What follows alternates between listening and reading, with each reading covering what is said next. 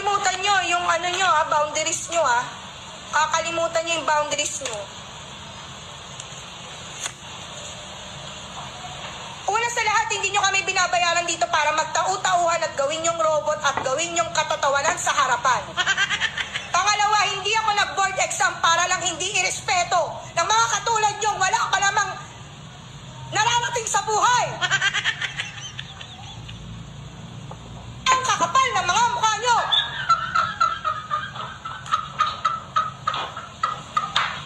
Di nyo nga kaya buhayin yung mga sarili nyo? Di kayo marunong rumispeto?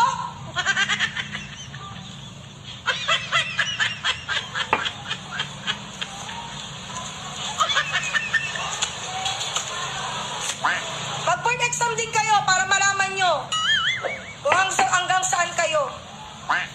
Baka hindi pa nga kayo pumasa sa ugali nyong ganyan. Di na nga kayo matalino sa mapa ng ugali. Wala kayong mararating. Bumaba ka na doon. Tatawa ka pa. Grato. Ayaw pa.